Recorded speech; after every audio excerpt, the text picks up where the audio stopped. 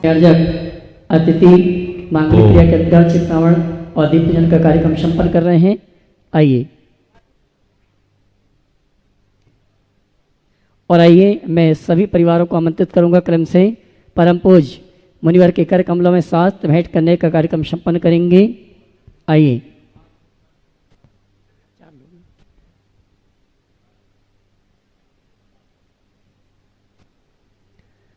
आइए मैं सभी को आमंत्रित करूंगा शास्त्र भेंट करने के लिए और पात्र प्रचारण के लिए। आज समय कम है इसलिए हम परिवार के पूरे सदस्यों को आमंत्रित नहीं कर पाएंगे। प्रत्येक परिवार से जी चलिए आइए शास्त्र भेंट करने के लिए आ जाओ। पूरे परिवार सभी को दे दो, जल्दी जल्दी दो ना, जल्दी दे, एक एक दो दो सबको दे दो।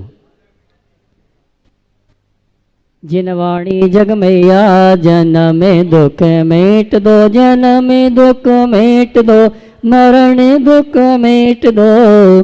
जिनवाणी जग मैया जन्म दुख मेट दो। आइए सभी परिवार आ जाओ शास्त्र भेंट करने के लिए। पात्र प्रक्षालन की विधि हम बाद में संपन्न कराएंगे। प्रवचन का समय हो चुका है इसलिए पात्र प्रक्षालन की विधि अभी हम नहीं करवाएंगे। सभी अपने अपने स्थान पर बैठ जावें व्यवस्थित शास्त्र भेंट करने के बाद।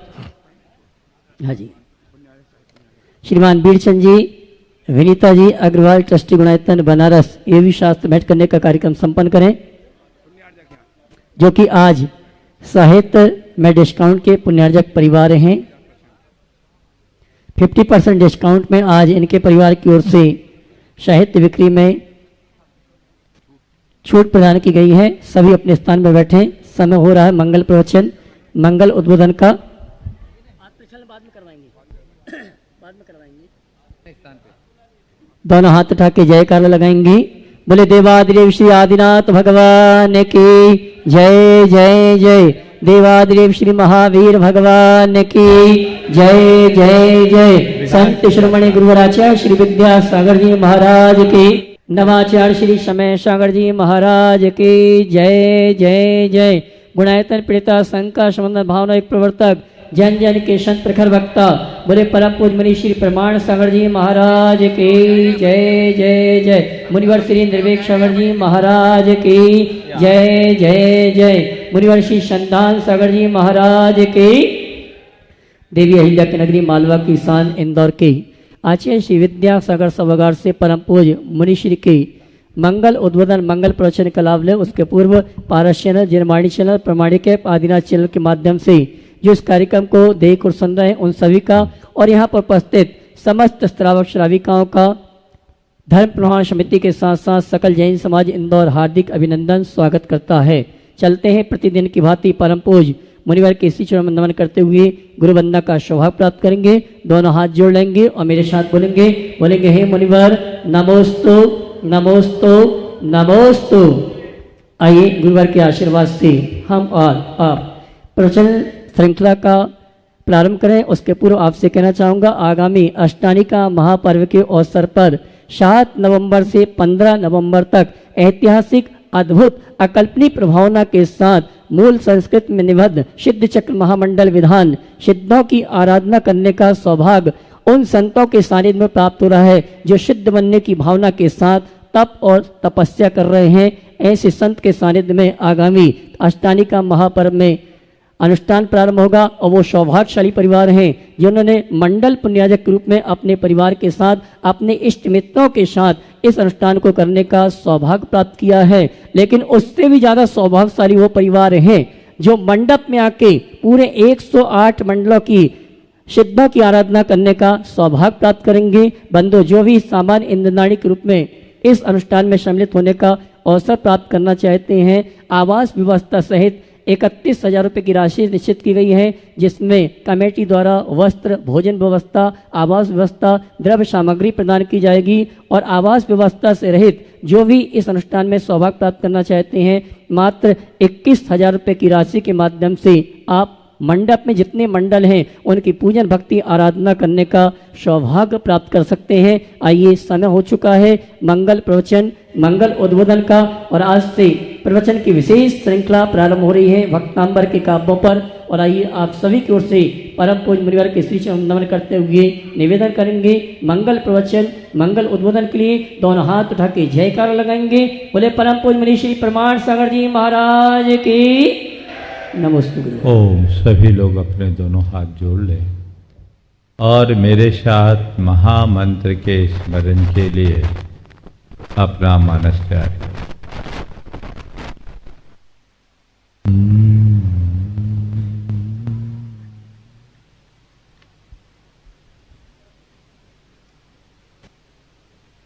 जय बोलो देवादिदेव 1008 श्री भगवान महावीर स्वामी की जय जय जय।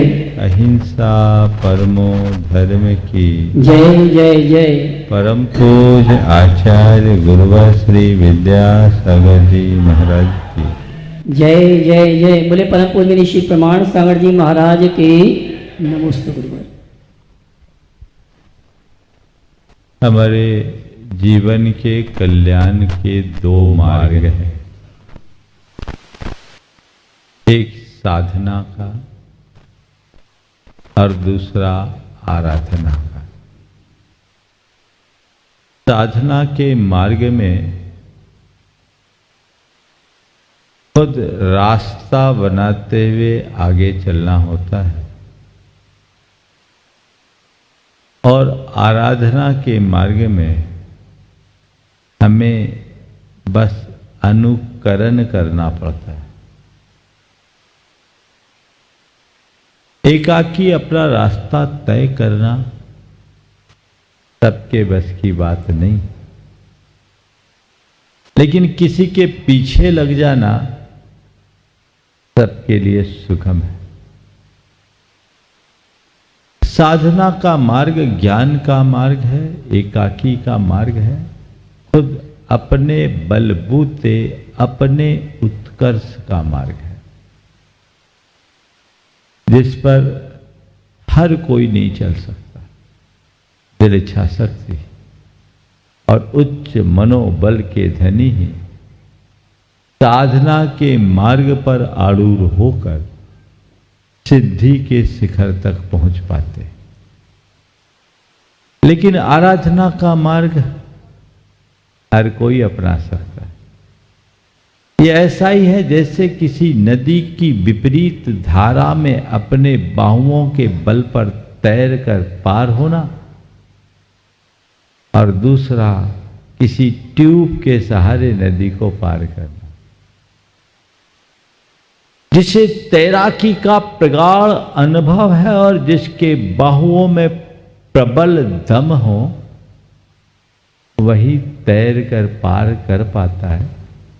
लेकिन जो उसमें असमर्थ हो, वह ट्यूब के सहारे भी अपनी नैया को पार लगा लेता है। भक्ति ट्यूब जैसी एक ऐसा ही आलंबन है जो हमें भव सागर से पार उतार देती। इसलिए ज्ञान के मार्ग के साथ साथ भक्ति का मार्ग भी हम सबके लिए दिया गया और प्राथमिक भूमिका में जीने वालों के लिए तो भक्ति का मार्ग ही अनुकरणीय। जैन परंपरा में अनेक महान महान आचार्य हुए जिन्होंने हमें गूढ़ तत्व ज्ञान का बोध देते हुए आध्यात्मिकता का पाठ पढ़ाया।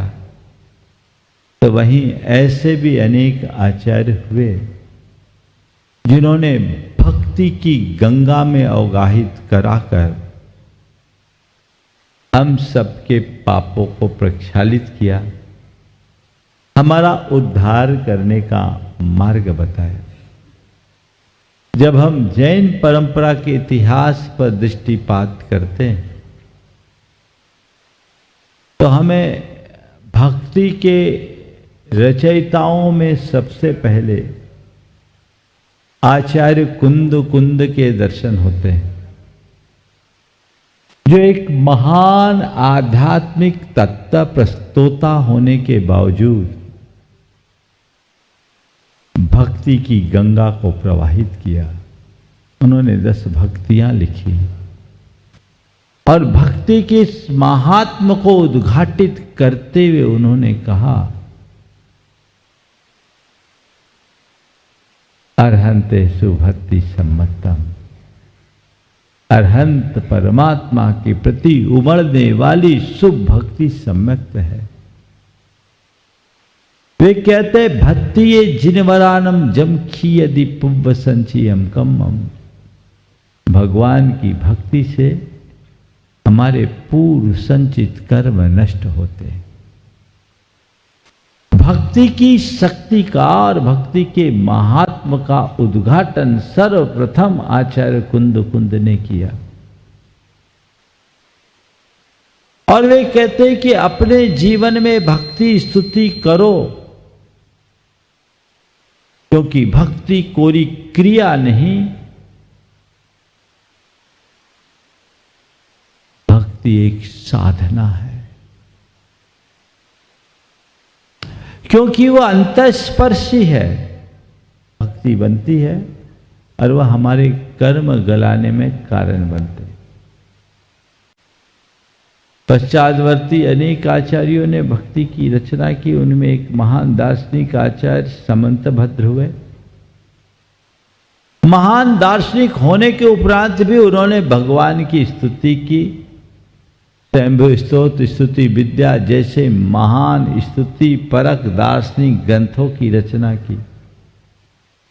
आचार्य पूज्यपाद हुए, जिन्होंने 10 भक्तियां लिखी। अन्य अनेक आचार्यों ने लिखी,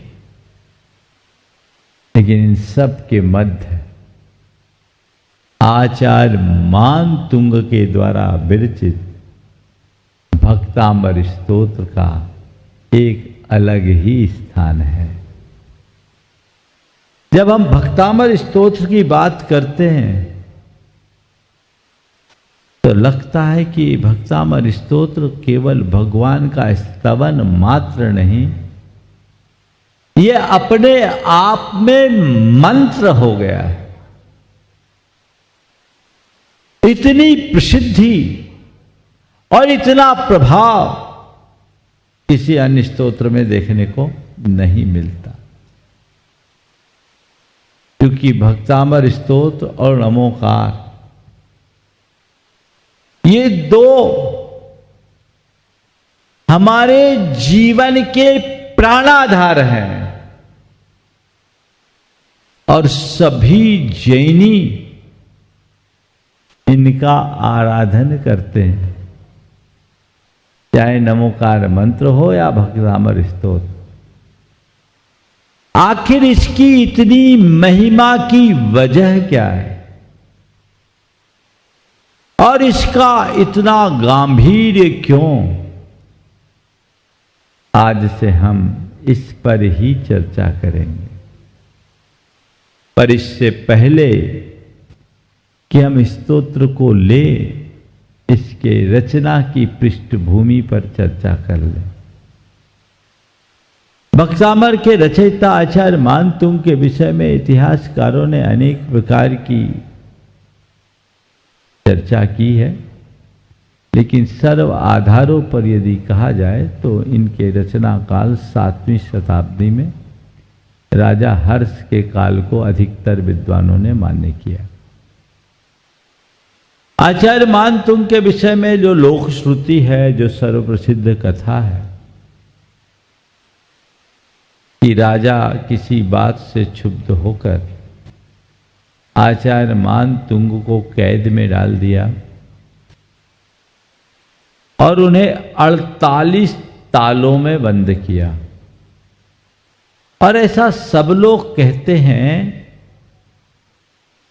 कि अपने बंधन को काटने के लिए ही आचार्य मानतुंग ने भक्तांबर स्तोत्र की रचना की।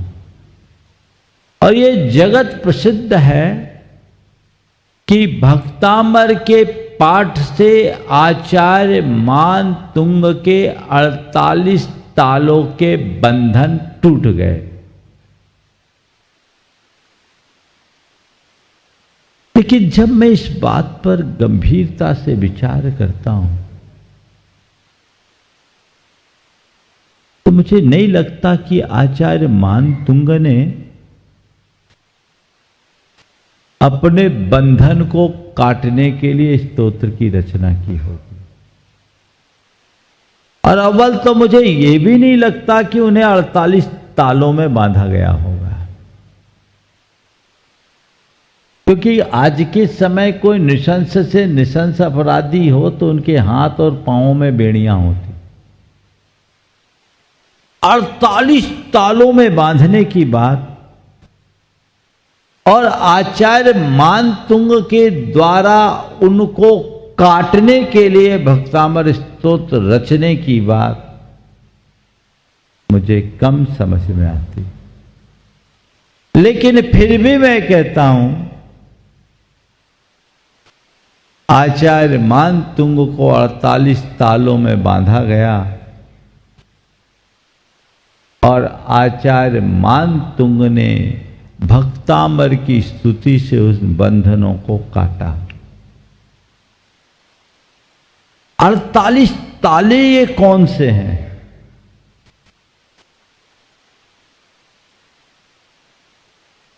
आपने कभी विचार किया? ये 48 ताले क्यों? और उन 48 तालों को, 48 बंधनों को काटने के लिए 48 छंद ही क्यों?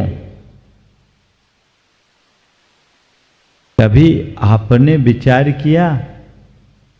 भक्तामर का तो आप रोज पाठ करते हैं, लेकिन ये 48 ताले क्या है और 48 तालों को काटने के लिए ये 48 छंद क्यों?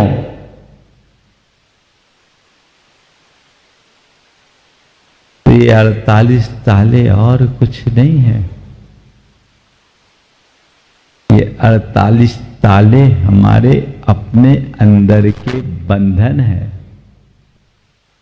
जिनमें अगर हम देखें तो एक तरफ 4 है, एक तरफ 8। तो 4 और 8 को काटना ही हमारे जीवन का लक्ष्य है। या तो 4 घातिया कर्मों को काटो या 8 कर्मों को काटो। और दूसरा 48 करना है तो 4 आराधना करो तो 8 कर्म को काटो। समझ गए? 48 करना है तो 4 अनंत चतुष्टय पाओ, बाद में 8 गुणों को पाओ। ये 48 का सीधा फार्मूला है। जहां तक आचार्य मान तुंग को बंधन में डालने की बात है, इसमें किंचित भी संशय नहीं है। आचार्य मान तुंग को बंधनबद्ध किया गया, और जब आचार्य मान तुंग को बंधनबद्ध किया गया तो बंधन को काटने के लिए नहीं, इसे अपने ऊपर आगत एक उपसर्ग मानकर अंतरात्मा में लीन हुए भगवान आदिनाथ की भक्ति में डूब गए। और जब वो भक्ति में डूबे तो उस भक्ति के महात्म से उनके बंधन टूटने लगे। बाहर के भी बंधन टूटे और भीतर के भी बंधन टूटे। आप लोगों के मन में ये भी सवाल आता होगा कि महाराज भगवान की भक्ति से कर्मों की निर्जरा, चलो उसको तो थोड़ी देर के लिए हम मान भी लें, बंधन कैसे टूटेगा? है ना? कभी सवाल आया? बंधन लोहे के सघन बंधन श्रृंखलाबद्ध, जब मानतुंग आचार्य का चित्र देखते हैं, सांकल बंधी और ताले बंधन टूट रहे, ये कैसे? ये सवाल आज से 50-60 बरस पहले कोई ने पूछा होता तो शायद इसका उत्तर नहीं होता, लेकिन आज इसका बड़ा सहज उत्तर है। ऐसा सहज संभव है और आचार्य मानतुंग जैसे महान आचार्यों के द्वारा ही संभव है। कैसे संभव है? हमारे मुख से जो शब्द निकलता है वो ध्वनि बनती, और ध्वनि विज्ञान ये बताता है कि जो शब्द है, जो ध्वनि है, वो 18,000 साइकिल को पार कर देने पर पराध्वनि बन जाती है, जो अश्राव्य होती है, जिसे सुना नहीं जा सके, अश्रव्य। पराध्वनि में परिवर्तित हो जाती है, पर वो बड़ी सघन और प्रभावी होती है, जिसमें 1 सेकेंड के 10,000वें भाग में हीरे जैसे सघन पदार्थ को काट देने की क्षमता होती है। इसको बोलते हैं अल्ट्रासोनिक ड्रिल। और आजकल तो इसी के बदौलत लेप्रोस्कोपी सर्जरी होती है, हमारी खोपड़ी तक को काट दिया जाता है केवल लेजर से, वो अल्ट्रासोनिक वेव से। ये पराध्वनि जब सघन हो जाती है तो हीरे जैसे सघन पदार्थ को भी काटने में समर्थ हो जाती। तो यदि कदाचित आचार्य मानतुंग के ऊपर बंधन आया तो मैं समझता हूं उस घड़ी आचार्य मानतुंग अपनी भक्ति में डूबे और पराध्वनि में पहुंच गए। उस पराध्वनि के बल से ध्वनि की ऐसी तरंगे उत्पन्न हुई जिसने उनके सारे बंधन को काट दिया।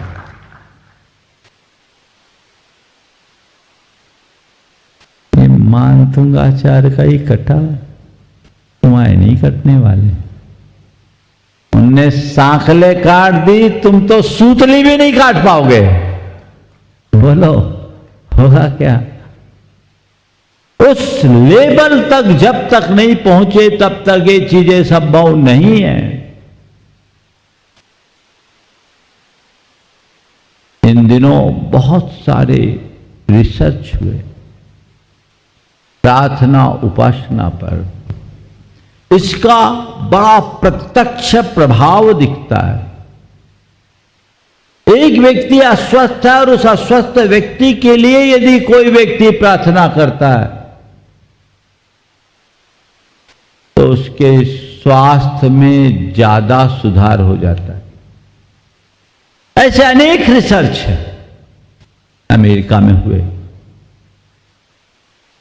10-10 के ग्रुप में 3 तरह के रोगियों को अलग अलग रखा गया।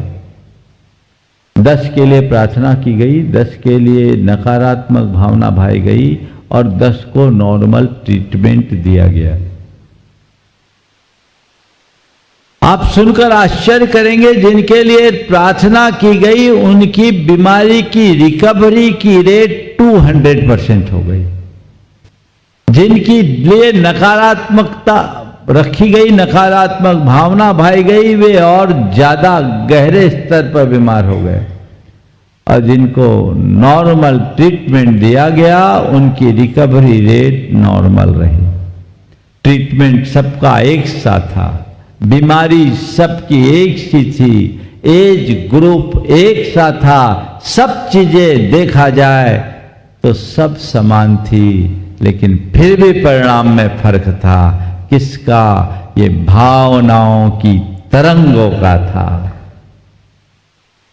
आज से लगभग 25 साल पहले मैंने एक शोध लेख पढ़ा था, उसमें इन सब बातों का विवरण था और उसमें लिखा कि अमेरिका में 125 मेडिकल कॉलेजेज हैं। ये 2005 की बता रहा हूं बात, 20 साल पहले। उनमें से 85 में आज भी प्रार्थना को कोर्स में रखा गया और डॉक्टर्स प्रिस्क्रिप्शन में भी प्रार्थना लिखने लगे हैं। तो मतलब प्रार्थना का असर पड़ता है ना।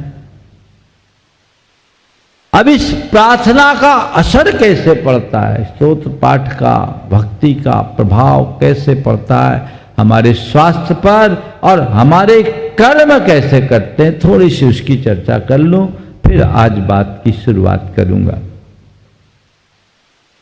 जब हम प्रार्थना करते हैं तो उससे हमारे शरीर के अंतःस्रावी ग्रंथियों में परिवर्तन आने लगता है।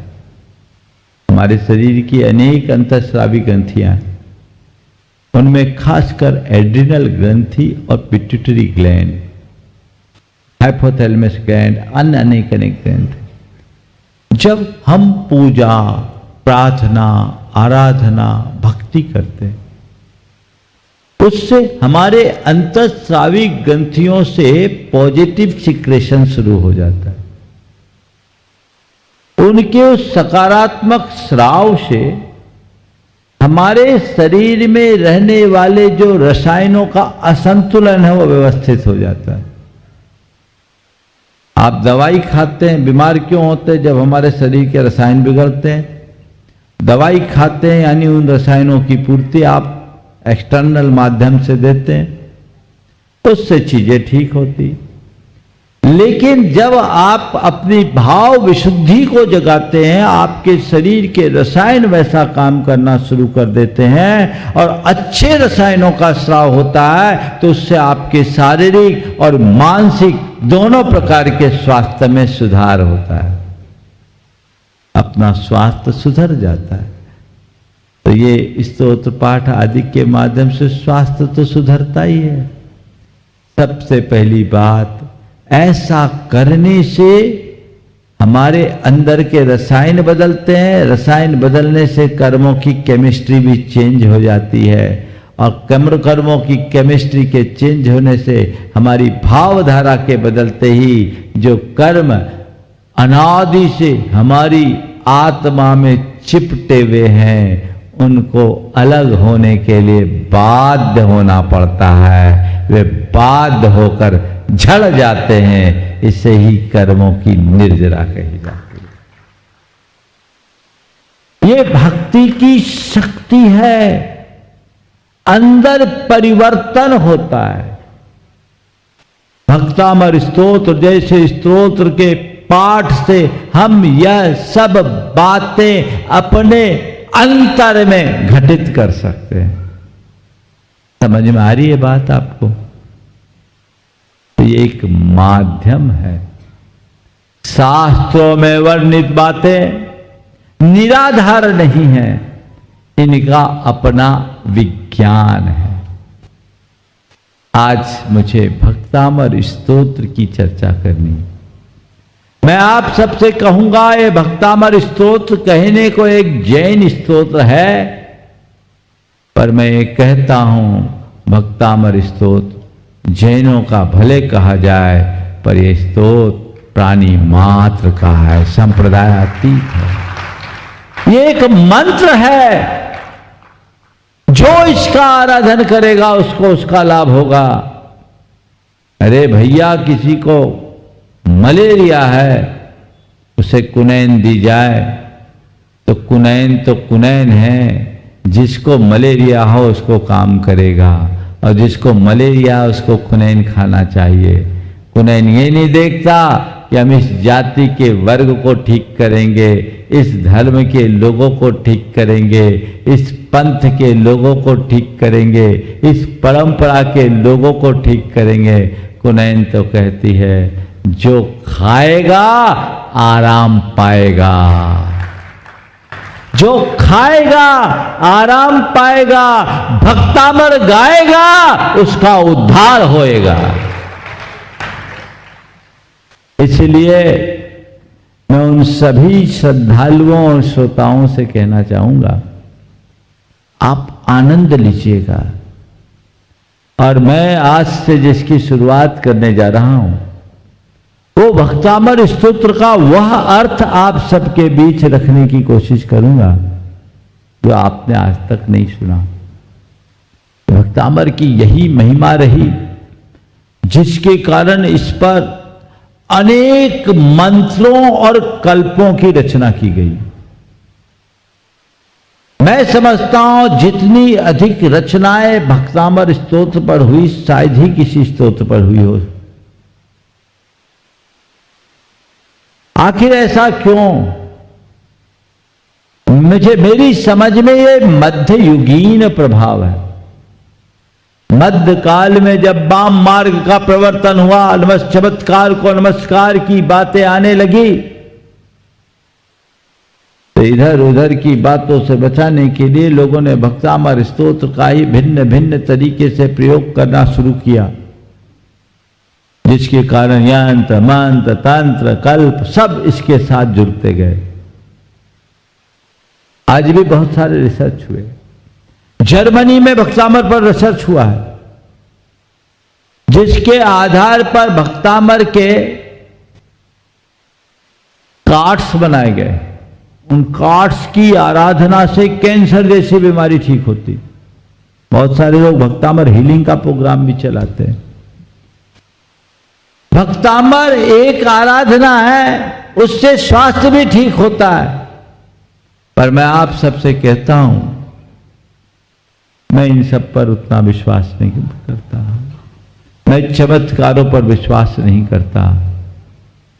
चेतना को चमत्कृत करने की धारणा में जीता हूं।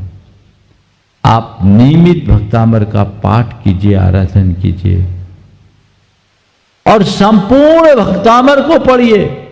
ये काब वो काब, ये तो एक रिलीफ है, ये एक ट्रीटमेंट है, पर भक्तामर का असली लाभ जीवन का रूपांतरण, आत्मा की अभ्युन्नति,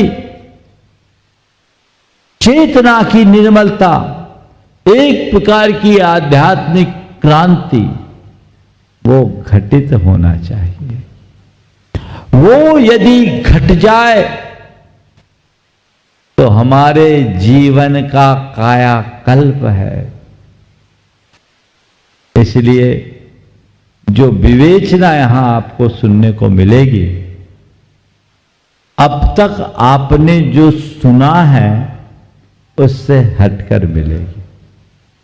मैं अर्थ की विवेचना करूंगा, लेकिन अर्थ की विवेचना के साथ साथ इसमें छिपे हुए आध्यात्मिक बीजों को भी उद्घाटित करने का प्रयास करूंगा। आज तो केवल भूमिका बना रहा। ये भूमिका अपने अंदर में जग जाए, फिर आप भक्तामर का आनंद ले,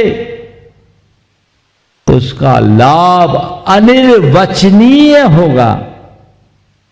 उस आनंद की कोई सीमा नहीं होगी। आज मैं शुरुआत कर रहा हूं प्रथम 2 छंदों से, जिसमें आचार्य मानतुंग ने स्तुति का संकल्प लिया है।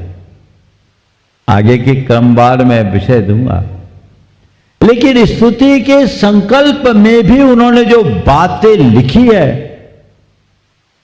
उसमें कई ऐसे अर्थ निकलते हैं जो हमारे जीवन को बहुत बड़ी प्रेरणा देते हैं। मैं 2 छंदों को पढ़ता हूं।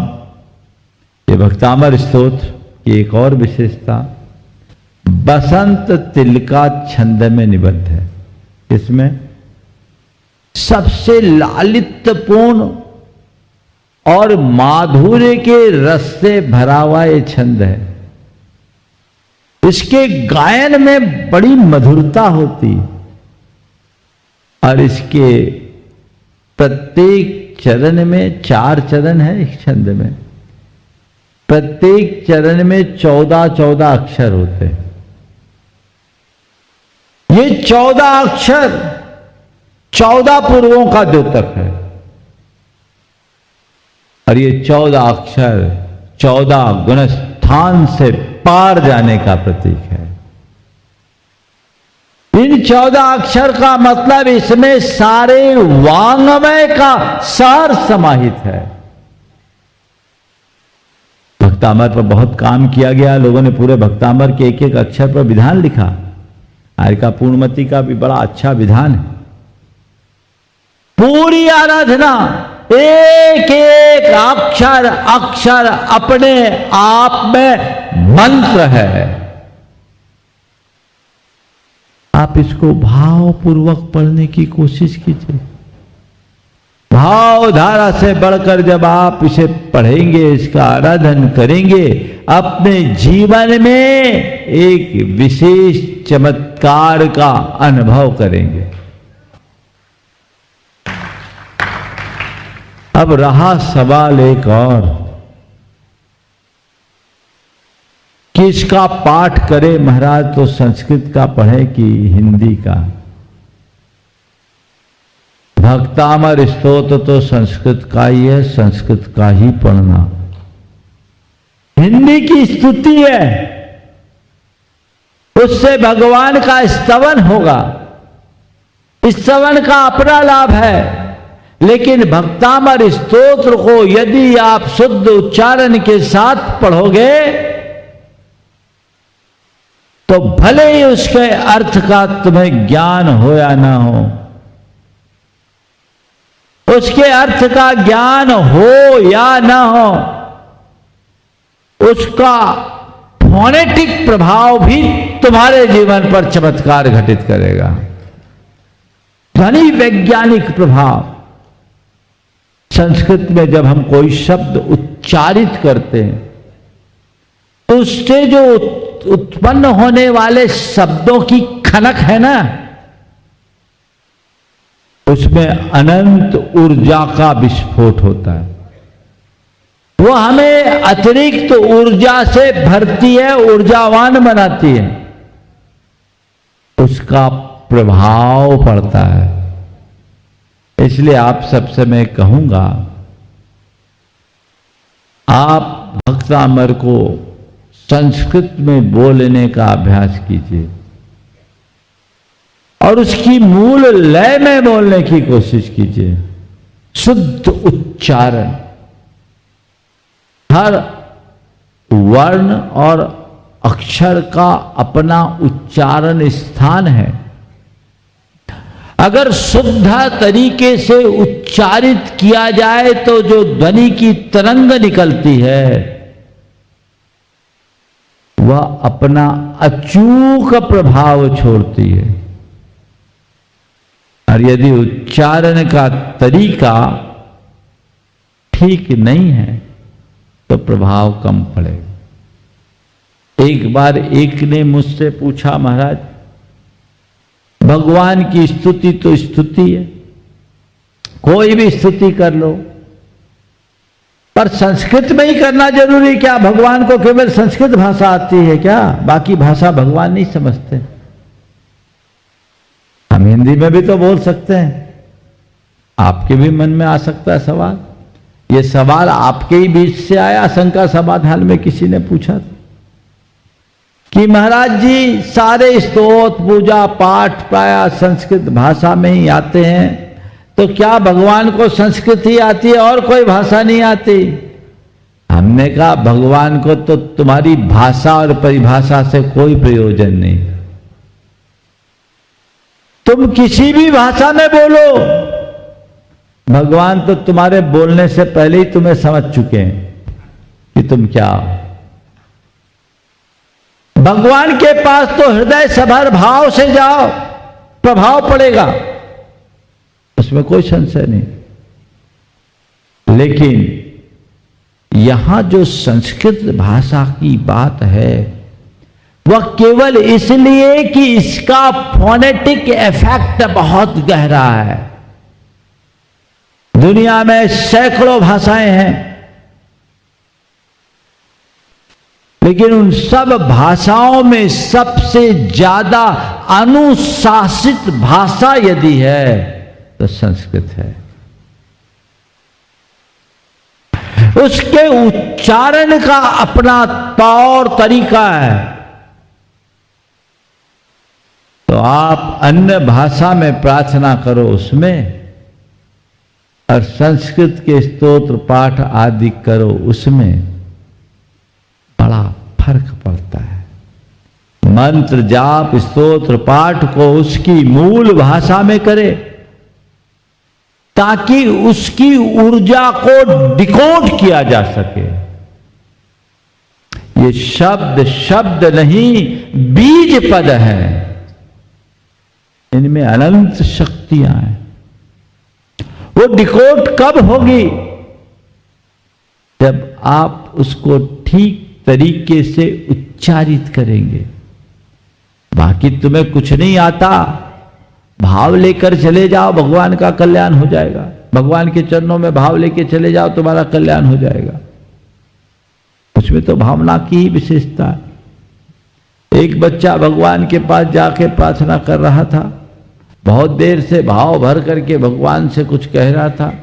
किसी को लगा चल के देखे कि बच्चा आखिर ऐसी लीनता के साथ कौन सी प्रार्थना कर रहा है। उसके निकट जाकर के देखा तो पता लगा वो ABCD अल्फाबेट सुना रहा है, A से Z तक सुना दिया।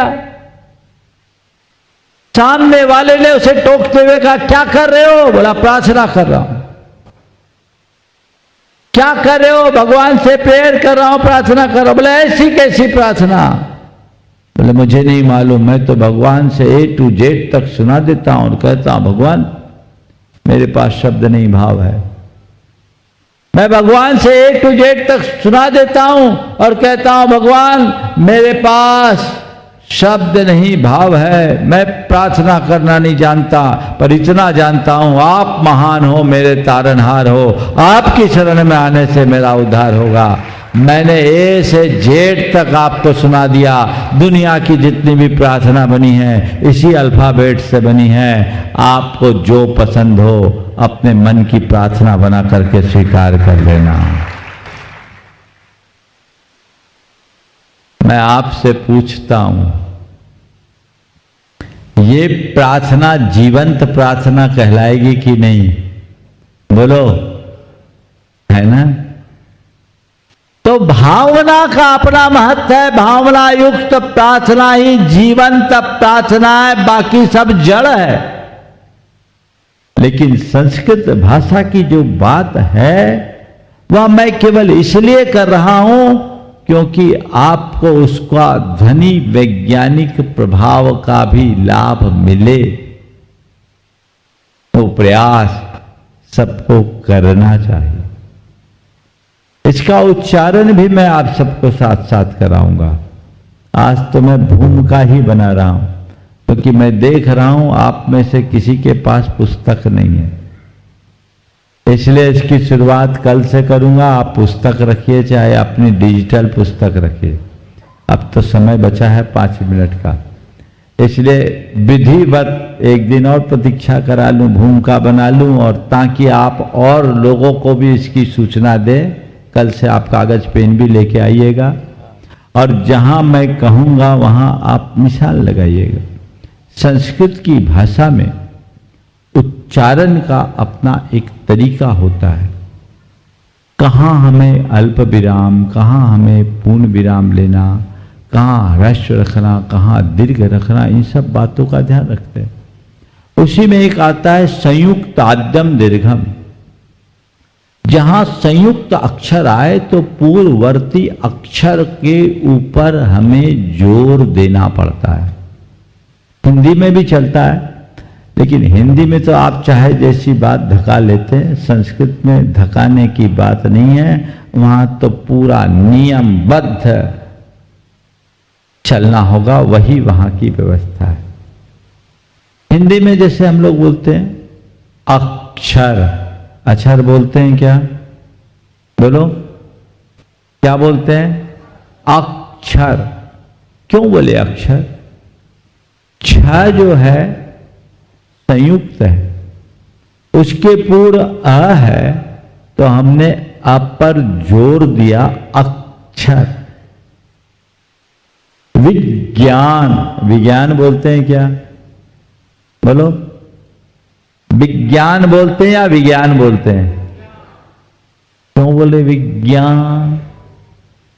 ज्ञ संयुक्त है, इसलिए इसको बोलते हैं विज्ञान।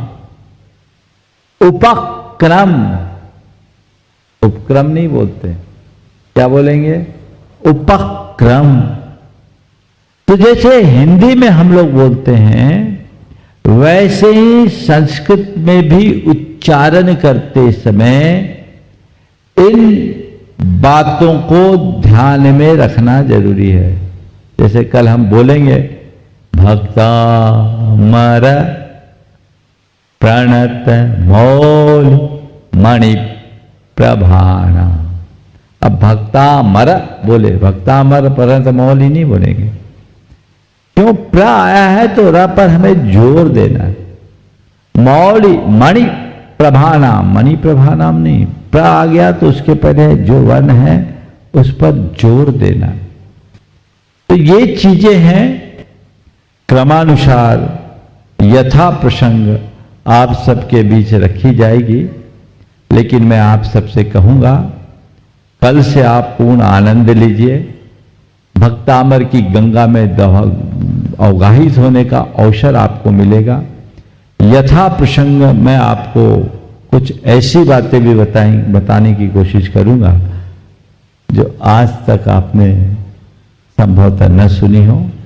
मैं केवल शब्दार्थ या भावार्थ नहीं बताऊंगा, मैं इसके गूढ़ार्थ, इसके प्रतीकार्थ और इसके भीतर छुपे हुए रूपकों का विज्ञान भी बताऊंगा, जो हम आध्यात्मिक दृष्टि से आत्मसात करके अपने जीवन को आगे बढ़ा सकते हैं। इसलिए आज पहले सोचा तो था कि 2 छंद लूं, लेकिन भूमिका जरूरी है। जमीन को तैयार किए बिना बीज बोना संभव नहीं है। इसलिए जितने लोग इंदौर वाले हैं, 10 लक्षण बीतने के बाद 1 हफ्ता से ज्यादा बीत गया। अब वापस अपनी मानसिकता तैयार कीजिए। एक विराम तो सब जगह होता है, 10 लक्षण के बाद लोग इधर उधर घूमने के मूड में निकल जाते हैं और 10 दिन ज्यादा गरिष्ठ भोजन हो जाता है तो फिर थोड़ा आराम चाहिए। लेकिन फिर अब अपने भूख जागृत कीजिए और भक्तामर की विशुद्ध आराधना में अपना चित्त लगाने का प्रयत्न कीजिए। ये प्रयास आपको करना है। और जो लोग घर बैठे सुन रहे हैं वे भी अपना मनोभाव बना ले। कल से आपको वह जीवन का सूत्र मिलेगा जो विशेष होगा, जो आपके जीवन को आगे बढ़ाने में कारगर बनेगा। बंधुओं, आने वाले 29 तारीख को यहाँ के नसिया जी के मंदिर का कार्यक्रम है, जिसकी सूचना अभी आपको विधिवत दी जाएगी। इसके साथ ही आगामी अष्टानिका पर्व में जो सिद्ध चक्र महामंडल विधान का आयोजन यहाँ पर संपन्न होने जा रहा है, उसमें अपनी सहभागिता जिन्होंने निश्चित कर ली वे भाग्यशाली हैं। मंडल पूरे हो गए, मंडलों में तो वेटिंग है, लेकिन जो मंडल से वंचित हो गए, जो विधान में शामिल होना चाहते हैं, मंडप में अभी उनके लिए स्थान खाली।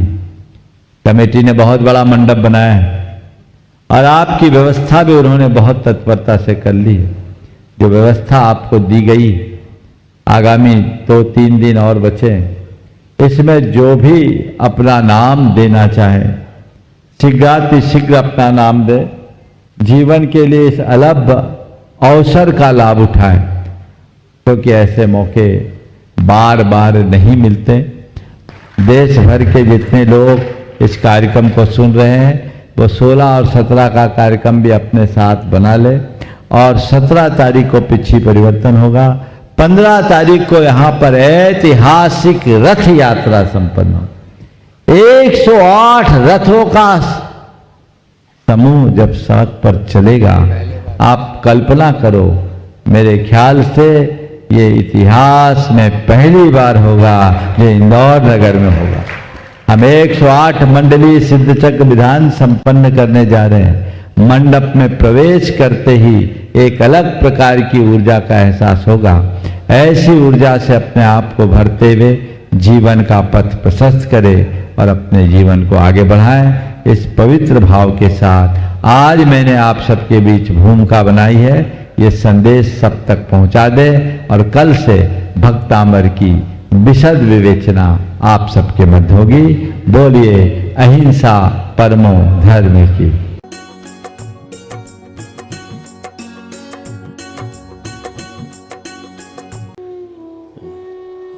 हे प्रभु, आपके चरणों में कोटि कोटि नमन, कोटि कोटि वंदन, कोटि कोटि आभार।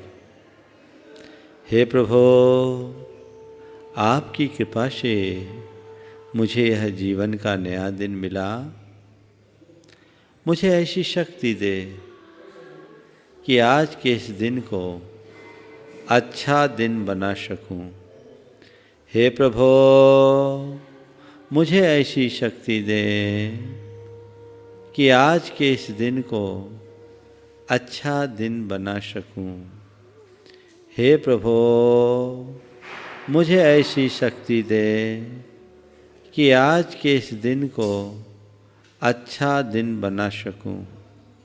हे प्रभु, मुझे ऐसी शक्ति दे कि आज के इस दिन को अच्छा दिन बना सकूं। हे प्रभु, मुझे इतना समर्थ बना दें कि मैं सहज, शांत और सकारात्मक जीवन जी सकूं। हे प्रभु, मुझे इतना समर्थ बना दें कि मैं सहज, शांत और सकारात्मक जीवन जी सकूं।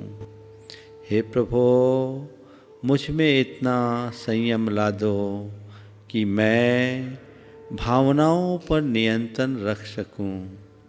हे प्रभु, मुझ में इतना संयम ला दो कि मैं भावनाओं पर नियंत्रण रख सकूं। हे प्रभु, मुझ में इतना संयम ला दो कि मैं भावनाओं पर नियंत्रण रख सकूं। हे प्रभु, मुझ में ऐसी स्थिरता ला दो कि मैं अपने पथ में अडिग रह सकूं। हे प्रभु, मुझ में ऐसी स्थिरता ला दो कि मैं अपने पथ में अडिग रह सकूं। हे प्रभु, मुझ में ऐसा संकल्प जगा दो कि मैं अपने लक्ष्य की ओर बढ़ता चलूं। हे प्रभु, मुझ में ऐसा संकल्प जगा दो कि मैं अपने लक्ष्य की ओर बढ़ता चलूं। हे प्रभु, मुझ में इतना संतोष भर दो कि मैं हर स्थिति में संतुष्ट और प्रसन्न रह सकूं। हे प्रभु, मुझ में इतना संतोष भर दो कि मैं हर स्थिति में संतुष्ट और प्रसन्न रह सकूं। हे प्रभु, मैं शांत रहूं, मैं सहज रहूं, मैं प्रसन्न रहूं, मैं संतुष्ट रहूं, मैं पवित्र रहूं, मैं शांत रहूं, मैं प्रसन्न रहूं, मैं पवित्र रहूं। हे प्रभु, मुझे शांत रहना है, मुझे शांत रहना है, मुझे शांत रहना है, मुझे शांत रहना है, मुझे संयम रखना है, मुझे संयम रखना है, मुझे संयम रखना है, मुझे संयम रखना है, मुझे सकारात्मक रहना है, मुझे सकारात्मक रहना है, मुझे सकारात्मक रहना है, मुझे सकारात्मक रहना है, मुझे सकारात्मक रहना है। मैं स्वस्थ हूँ, मैं स्वस्थ हूँ, मैं स्वस्थ हूँ, मैं शांत हूँ, मैं शांत हूँ, मैं शांत हूँ, मैं शांत हूँ, मैं शुद्ध आत्मा हूँ, मैं शुद्ध आत्मा हूँ, मैं शुद्ध आत्मा हूँ, मैं शुद्ध आत्मा हूँ। सोहम, सोहम, सोहम, सोहम, सोहम, सोहम, सोहम, सोहम। हे प्रभु, मुझे ऐसी शक्ति दे कि आज के इस पूरे दिन को मैं सहज, शांत, प्रसन्न और पवित्रता के साथ बिता सकूं। आपके चरणों में कोटि कोटि नमन, कोटि कोटि वंदन, कोटि कोटि आभार।